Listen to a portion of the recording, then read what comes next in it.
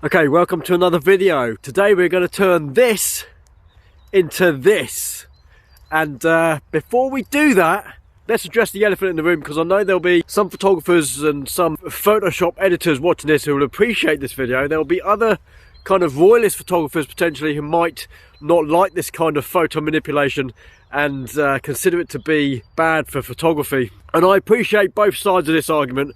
I really do. I love photography. I don't believe that doing this kind of manipulation to my images is detrimental to my photography. I love my photography. I went to Corfe Castle to get shots like this, knowing that I wasn't going to get a very good sky, and I knew that I would potentially be editing images like this and adding fog and stuff like that, and it's just what I wanted to do. So please appreciate this video for what it is. Watch it. Hopefully you'll learn one or two things. I'm going to show you from the edit that I've already done, so I'm not going to re-edit this because it took me an hour to edit this, because I did go into quite a bit of detail, but I'm going to break it down for you, hopefully show you some of the tools in Photoshop that will get you this kind of image. If this is something you are looking to do, hopefully you will appreciate this image. If this is not something you want to do, please watch anyway. I appreciate all the comments. I know there will be haters because this level of manipulation, certainly for landscape photography, isn't really seen as photography, as what it's more like digital art, and I appreciate that.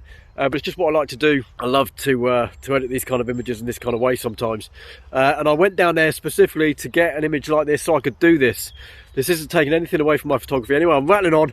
Let's get into Photoshop and have a look at this this image. Let's do this.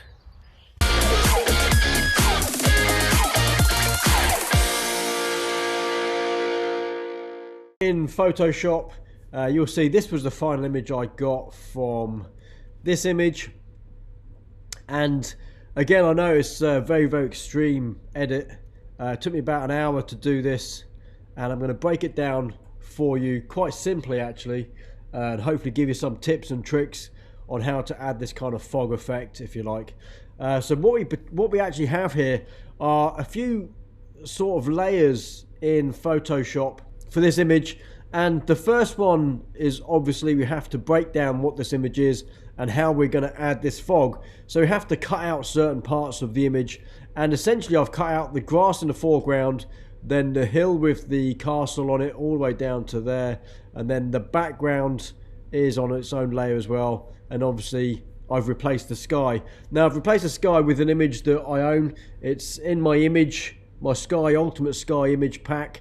If you want to download that, you can find the link in the description to where you can get those images from. That I got over 400 skies and backgrounds and overlays and stuff like that. And I've also then used, for the fog, I've used some fog overlays that I found online, which aren't part of the pack, but you can find them pretty simply online, and putting them into certain blend modes, sort of screen blend mode, and then masking out certain areas that you don't want. I've placed those within the in-between parts of the layers, so it looks like we have, let's just start from the beginning quickly. We're going to quickly go through. So we have the rear fog there, we have the front fog there, and then we have extra grass because it didn't cut out too well, so I added some grass. I'll show you how to do that. The sky replacement, which adds a bit of color too, because in the sky replacement, when you do sky replacement, it does recolor the foreground as well. And then I put it through the Camera Raw filter, and then a quick color lookup, masking out certain areas that I didn't want to use that. And the color lookup there was the night from day. And then a curves adjustment layer just to add a few darker areas into the castle, the masonry work. Just starting down. So okay, let's go through this. Let's go back to the rear fog, and I'll open up the group for the rear fog there. There's quite a few layers there, but don't let that distract you. We have some very simple elements in this. We have what I've cut out. So I've cut out from around the hillside and all the way around the outside of the castle. I've also cut out the windows as well that are in there. So if I turn that off, you'll see that the smoke actually encroaches the whole of the image. So we obviously have to cut out that out, so it only affects the behind parts. And the different bits of fog that we have, the first off, I've done a little bit of a layer with literally just added some, it was just a white brush I think, and that's just added just behind the hill at the top of the castle there, just to add a bit of effect. And then I've added a few more bits and pieces. So here we now have one of those fog overlays, which is in screen blending mode, and then the top of it is just masked out. And the same again with another one, again with this one doesn't have a mask. It didn't really need a mask, because it kind of let's have a look. I'll show you which one it was. It was that one. So the top of it, and I've spun it round, I've flipped it. The top of it doesn't have anything anyway, so it's pitch black, so you won't see anything when it's in screen blending mode. Any area that's black in the image will just completely disappear. So if I go to that and turn that back to normal, you'll see that you get the black background, but we obviously don't want that, so let's turn that off. And then a hue saturation layer, just to bring down any saturation in the fog, because I know that when I recolorized it later with the sky replacement and a few other bits and pieces when I did the camera raw filter, the color of the fog changed slightly, and I wanted to bring that down. I didn't want it so red and yellow, if you like. It went very orange, so I brought the saturation down in the layers themselves. And exactly the same thing done with the front fog. So if I turn that on and open that up, I've got exactly the same process here. I've used the same similar images as the foreground. I've just flipped them and moved them around. They've all got a mask, so the areas that I didn't want to affect, which are most of the top areas, if you like, I've masked out.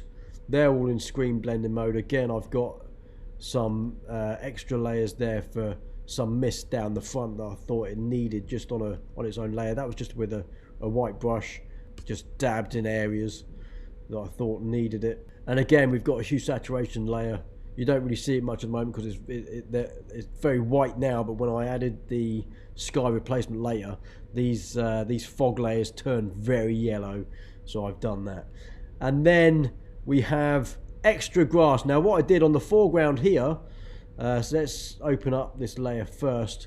I've got the mask on the front fog layer, obviously, so if I turn that off, you see the fog encroaching on the grass. I've actually masked the grass out, but it didn't do a very good job, unfortunately. I couldn't get it fantastic because obviously the color of the grass is the same color of the background. It's very hard. It's like trying to cut out black hair on a black background. Very, very difficult. And at the top there, so I've actually added some extra grass, and I did this with a brush, fun enough. So if you come up to brushes here and you go down to legacy brushes, and then in your default legacy brushes, you would go down to, funny enough, there's two sets of grass brushes there. So you got dune grass and grass. I use both.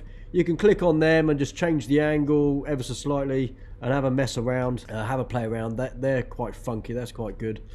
Keep changing the angle if you like, and then make the grass bigger and smaller, and just have a mess around. If you can't find that in the legacy brushes, you may not have it. So if you've got 2021 or even 2020, I think from 2017 onwards, they turned legacy brushes off. If you just go into the settings there and go down to legacy brushes, it will say there, restore legacy brushes, and that will restore it into here, and then just open up legacy brushes, and bingo bango. It's down the bottom. It will always come down to the bottom, and it's in your default brushes. So you've got quite a few brushes in there. Have a look in there, because there are a ton of amazing brushes in there that I use now and again. I don't know why they turned it off. I've no idea. Even so, let's just go back. So that's where I got the extra bits of grass from, and I've masked certain little bits of areas out. You just have to be careful not to overdo it. With that, I've taken on my brush. So I don't know if I can show you. So the top one here, if I can just zoom into that ever so slightly, let's have a look.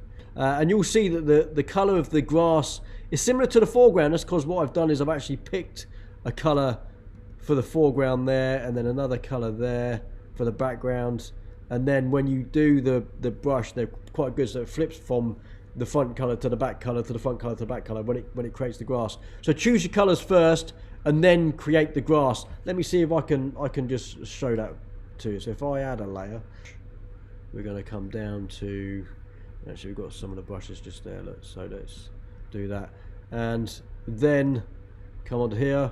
You will see that it adds both the front colour and the back colour. All you've got to do is keep changing it now and again. So I'll go to the back colour and I'll add that now. and go somewhere like there, and with that one I'll go darker, and then intermingle the two. Let's go there, and then what you kind of have, and then make your brush smaller. You have lots of, you can build the layers up like that. It's really, really effective actually. I really like the grass on there, and just change the angle of the brush, and then you're golden. You're pretty good. So yeah, so that's pretty much all I did for the adding elements to this image. Obviously your picture's going to be different, which is why I haven't bothered doing a full video of this and talk for an hour. It wouldn't make any sense. You just have to have a play, make what works for you work for you in this case.